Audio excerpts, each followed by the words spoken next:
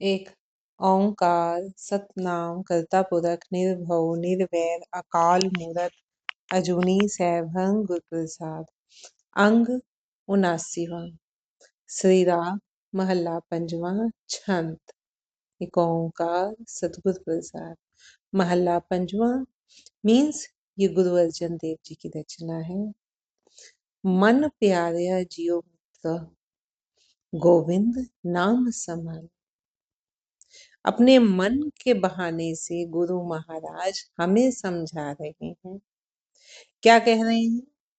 हे प्यारे एवं मित्र मन, मन प्यारे जियो मित्रा। हे प्यारे एवं मित्र मन, परमात्मा का नाम अपने अंदर धारण कर गोविंद नाम समाने। गोविंद, गो मीन्स धरती, बिंद मीन्स उसको धारण कर। जो धरती को धारण करने वाला है वो परमात्मा। गुरु महाराज कह रहे हैं, हे प्यारे और मित्र मन, परमात्मा का नाम, उस परमात्मा का नाम जिसने पूरी धरती को, पूरे ब्रह्मांड को धारण किया हुआ है, उसके नाम को अपने अंदर संभाल, अपने अंदर धारण कर। हम क्या कर रहे हैं? हम अपने मन को छोड़कर, अपने भीतर को छोड़कर हम उस परमात्मा को सारे संसार में बाहर, पूरे ब्रह्मांड में बाहर खोजते फिरते हैं। जो चीज जहां है वो वही तो मिलेगी ना। बड़े सिंपल सी लाइफ का आप एग्जांपल ले लो। आपने कोई चीज किसी स्पेशल अलमीरा में रखी हुई है, या हम कहें लॉकर में रखी हुई है, बैंक में रखी हुई है। आप उसको पूरा घर छान लो, वो आपको चीज नहीं मिलेगी, क्योंकि आपने तो उसको, बहुत कीमती चीज वो आपने छुपा कर रखी हुई है अपने लॉकर में। जिस दिन लॉकर को संभालोगे, लॉकर को खोलने जाओगे, वहां ढूंढने जाओगे, तो वहां वो चीज एक सेकंड में मिल जाएगी। ऐसे ही वो परमात्मा, उसका अंश, वो हमारे अंदर बसता है। लेकिन हम अपने अंदर, क्यों अंदर की यात्रा बड़ी कठिन है। अंदर की यात्रा के लिए हमें जो संसारिक सारी जो मोह माया है, जो इसका लुभावनापन है, जो सोने की तरह चमक रहा है, ये हमें अंदर झांकने ही नहीं देता। अंदर क्या है? अंदर आप आंख बंद करके देखोगे कुछ भी, आप क्या है, बाहर, बाहर सब कुछ लुभावना है। बाहर रंग है बिरंगे, सुंदर सुंदर सृष्टि की रचना हुई। लेकिन अगर परमात्मा को जानना है तो अपने अंदर झांकना होगा। फिर अंदर झांकने पर भी परेशानी है। क्या परेशानी है? अंदर विचारों की इतनी भीड़ है, जो संसार हम देख रहे हैं, जो रिश्ते नाते, जो संबंध हमने बनाए हुए हैं, उन्हीं से रिलेटेड अंदर विचारों का इतना रश है कि फिर हम उसी में ही भटक के रह जाते हैं। जैसे ये जंगल बाहर है, वैसे ही जंगल विचारों का अंदर है। फिर अंदर की यात्रा इसीलिए कठिन है कि उस जंगल से होकर गुजरना होगा। जो विचारों का अंदर जमघट लगा हुआ है ना, जो रश है, जो जाम लगा हुआ है, उस जाम को क्रॉस करके ही धीरे धीरे, धीरे धीरे ही, जाम देखा है ना, धीरे धीरे उसमें आगे बढ़ते चले जाओ, एक एक इंच के हिसाब से भी, तो भी जाम खुलता जाता है। तो ऐसे ही है, धीरे धीरे सहजता से ये विचारों का जाम भी खत्म होता है। अभी तो आप आंख बंद करके देखो, जैसे ही आंख बंद होगी, आधे से आधे सेकंड के बाद ही विचारों का जमघट शुरू हो जाएगा। एक विचार आएगा, दूसरा विचार आएगा, तीसरा विचार, ऐसे ऐसे विचार आएंगे जो आप रूटीन में सोचते भी नहीं। 10 साल पुरानी बात याद आएगी, 20 साल पुरानी बात याद आएगी। धीरे धीरे इन विचारों से छुटकारा पाकर जब मन शांत हो गया, जब विचार अब कुछ नहीं कर पाते, विचार आ रहे हैं जा रहे हैं आकाश में बादल की तरह, हमें कुछ परवाह नहीं है, फिर हम उनसे तटस्थ हो गए, हम एक साइड पर हो गए, हमने पहचान लिया है। वो कैसे होगा? वो प्रभु नाम में हमने अपना चित्त लगाया, प्रभु नाम में या किसी भी मंत्र में। मंत्र जो है, जैसे नदी बह रही है ना, नदी बह रही है, उसके किनारे, किनारों का क्या काम है? वो पानी को इधर उधर नहीं जाने देता। ऐसे ही जो मंत्र है वो उन किनारों की तरह काम करता है, जो मन को इधर उधर फिर भटकने नहीं देता। धीरे धीरे जब मन उस नाम में, उस जाप में लग जाएगा, तो धीरे धीरे विचार शांत होने लग जाएंगे। शुरू शुरू में ऐसा हो रहा है कि हमारा ध्यान अंदर से कहीं एक विचारों में चल रहा है, जुबान से हम जाप कर रहे हैं, वाहेगुरु वाहेगुरु वाहेगुरु वाहेगुरु। धीरे धीरे क्या होगा, इससे उलट हो जाए। अब विचार चल रहे हैं लेकिन मन क्या कह रहा है? वाहेगुरु वाहेगुरु वाहेगुरु, वाह वाहेगुरु तेरी रचना, शुक्राना वाहेगुरु। फिर अब उलट काम हो गया। जब ऐसी स्थिति आ जाती है, धीरे धीरे फिर परमात्मा को अपने अंदर ही पहचाना जाता है। उसके लिए सबसे पहला स्टेप क्या है, जो गुरु महाराज हमें समझा रहे हैं कि गोविंद नाम समाए, उस परमात्मा के नाम को अपने अंदर धारण कर। मन प्यारे जी मित्रा, हर निभै तेरे नाम। हे प्यारे और मित्र मन, केवल परमात्मा ही तेरे साथ निभेगा। यहाँ किस साथ की बात हो रही है? यहाँ उस साथ की बात हो रही है जब इस संसार को छोड़कर दूसरे लोक में जाना है, जब मायके को छोड़कर ससुराल में जाना है उस प्रियतम से मिलने के लिए। यह सीधी भाषा में मौत के समय की बात हो रही है कि उस समय में सिर्फ परमात्मा का नाम ही तेरे काम आएगा। कैसे? हम कहते हैं कि जो भी हम कर्म करते हैं, अच्छे या बुरे, जैसे भी हम कर्म कर रहे हैं, उनके फल हमारे साथ जाते हैं। अब उन कमाई में, उस कमाई में जो फलों की कमाई है, अब जिस स्टेज पर हम कहते हैं ना, भक्ति की भी सीढ़ियां हैं। अगर आप 2 स्टेप तक चढ़े हो उसमें, है ना, और अगर आपने अब यहाँ ऐसी कमाई की कि जो आप मूलधन लेकर आए थे, परमात्मा का जितने नाम की पूंजी 2 स्टेप वाली थी ना, अगर 2 स्टेप वाली पूंजी से आप 3 स्टेप पे पहुंच गए, फिर तो लाभ हुआ।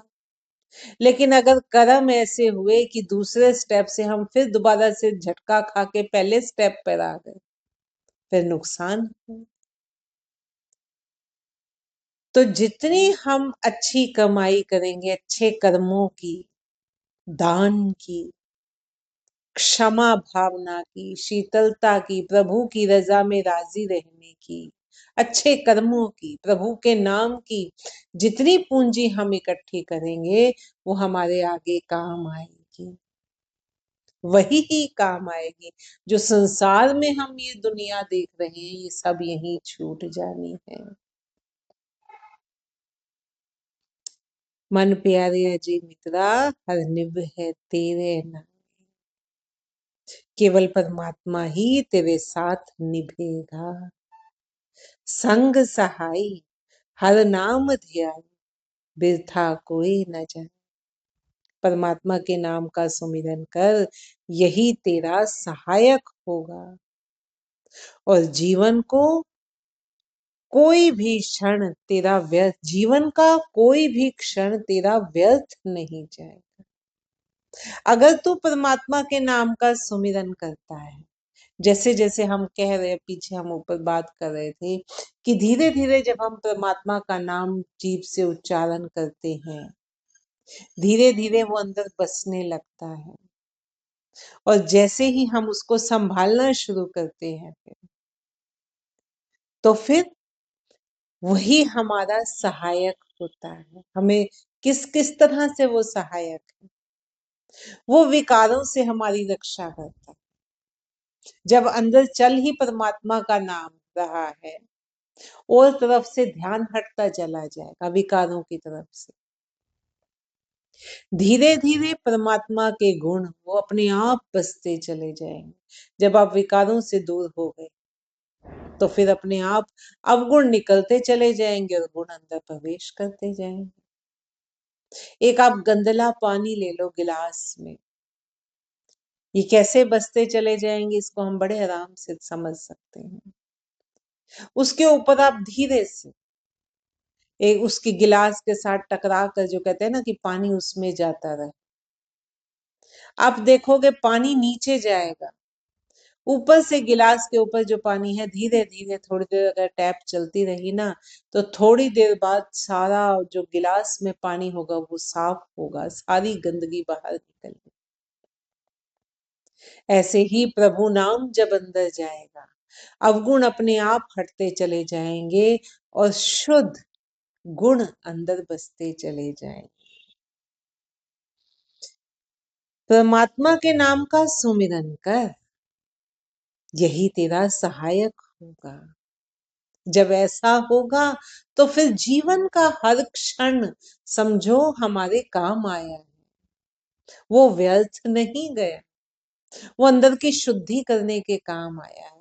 जो कई जन्मों से शुद्धि चल रही थी ना, क्योंकि जिस भाव में मृत्यु हुई उसी भाव में फिर जन्म हो गया, वो अंदर शुद्धता आ ही नहीं पाई। फिर आए थे उसको शुद्ध करने, फिर लेकिन यहाँ की मोह माया, यहाँ की चमक धमक को देखकर फिर इसी में उलझ गए। तो परमात्मा के नाम का स्मरण कर, यही तेरा सहायक होगा और जीवन का कोई भी क्षण तेरा व्यर्थ नहीं जाएगा। मन चिंदे से ही फल पावे, चरण कमल चित लाए। हे भाई, परमात्मा के चरण कमल में चित्त लगाने से मनोवांछित फल प्राप्त होते हैं। मनोवांछित जितने भी आपके मनोवांछित फल हैं वो प्राप्त होते हैं। कब? जब चरण कमल में चित्त लगाए जाएगा, जब ध्यान प्रभु के चरणों में, क्योंकि पूरी सृष्टि का राजा वही है, पूरी सृष्टि में उसी का हुक्म वर्त रहा। जब हमारी सीधी अप्रोच वहां हो गई, फिर जो भी इच्छा होगी वो पूरी होगी। बात अब यहाँ ये आ जाती है कि जब हम इस अवस्था में पहुंच गए तो हमारी इच्छा भी फिर प्रभु दर्शन की रह जाती है, प्रभु से मिलन की रह जाती है, प्रभु के नाम का लालच लगा रहता है, हम प्रभु के नाम का व्यापार करने लगते हैं। तो फिर मनोवांछित फल प्राप्त होते हैं। जैसे जैसे प्रभु की ओर बढ़ते चले जाओगे, अब देखोगे, पाओगे कि जो मन इच्छा करता है वो फटाफट पूरी हो जाती है। क्यों? डायरेक्ट अप्रोच हो गई ना परमात्मा से। क्योंकि जल थल पूर रहे बनवारी, घट घट नदर निहाले। क्योंकि जल, स्थल अथवा सर्वत्र व्याप्त परमात्मा केवल जीव को अपनी कृपा दृष्टि से देखता रहता है। वो अंतर्यामी है, वो सबके दिलों की जानने वाला है। अब सबके दिलों की जानने वाला वो कैसे है? क्योंकि वो सबके दिलों में बैठा है। आत्मा, परमात्मा, आत्मा एक आत्मा है और एक परमात्मा है। आत्मा परमात्मा का ही अंश है। ऐसे जैसे कि सागर और सागर की लहर एक क्षण के लिए उससे अलग हुई, मिलना उनको सागर में ही है। जब वो सागर से मिल जाएगी फिर आप पहचान नहीं सकते कि इसमें से कौन सा कण सागर में ही था और कौन सा कण लहर बना था। तो जल स्थल सर्वत्र परमात्मा व्याप्त है, प्रत्येक जीव को अपनी कृपा दृष्टि से देखता रहता है। वो मन की जानने वाला है, इसीलिए मनोवांछित फल देने वाला है। जल थल पूर रहे आ बनवारी, घट घट नजर निहारे। नानक सिख दे मन प्रीतम, साध संग ब्रह्म जाले। हे प्यारे मन, नानक तुझे शिक्षा देता है कि तू सत्संगत में रहकर अपने भटकाव को समाप्त कर। गुरु महाराज अपने मन के बहाने से हमें शिक्षा दे रहे हैं कि तू सत्संगत में रहकर, सत्य संगत, वो संगत जो सत्य के मार्ग पर चलने वाली, वो संगत जो प्रभु की ओर लेकर जाने वाली, जो गुणों को बसाने वाली है और अब गुणों को निष्कासित करने वाली है। उस सत्संगत में रहकर अपने भटकाव को समाप्त कर। तू भटका हुआ है, तू भ्रमों में भटका हुआ है। ये जो दुनिया देख रहा है ना, तू इसी को सच मानकर इसमें भटका हुआ। ये दुनिया, ये भ्रम क्यों है? क्यों? क्योंकि एक तो सबसे बड़ा कारण इनमें से कुछ भी साथ जाने वाला है। दूसरा एक बड़ा छोटा सा एग्जाम्पल है, ये भ्रम क्यों है? हमारी आंखें जितना देख पा रही हैं सिर्फ उतने को ही मानती है, जबकि उसके अलावा भी ब्रह्मांड बहुत बड़ा है। अब हमने एक और जानवर ले लिया है ना, उसकी बुद्धि जितनी विकसित है, बिल्ली ले ली या कुत्ता हम ले लेते हैं एग्जाम्पल के लिए, कोई पक्षी ले लिया, उनका दिमाग जितना डेवलप है, वो रंग नहीं देख सकते जो हम देख रहे हैं, वो आवाज नहीं सुन सकते जो हम सुन रहे हैं। उनकी आवाज की वेवलेंथ दूसरी है जिसको वो सुन पा रहे हैं। तो उनके लिए वो ब्रह्मांड है, वो सृष्टि है। ये अपनी अपनी बुद्धि के हिसाब से हम ये सब पहचान रहे हैं, हम देख रहे हैं। एक्चुअल में ये भ्रम ही है। तो तू अपने मन को इन विकारों में, इस मोह माया में, इसमें मत भटका। तू अंतर्मुखी हो, तू प्रभु के नाम को संभाल, जो तेरे काम आएगा, जो तेरे साथ निभेगा, जिससे तू भक्ति के स्टेप पे, अगला स्टेप पर चढ़ पाए। क्या पता तू एक ही इसी जन्म में ही सारी सीढ़ियां चढ़ जाए, आत्मा और परमात्मा का मिलाप करवाए। तो क्या कह रही हैं गुरु महाराज? नानक सिख दे मन प्रीतम, साध संग ब्रह्मचारी। हे प्यारे मन, नानक तुझे शिक्षा देता है कि तू सत्संगत में रहकर अपने भटकाव को समाप्त कर।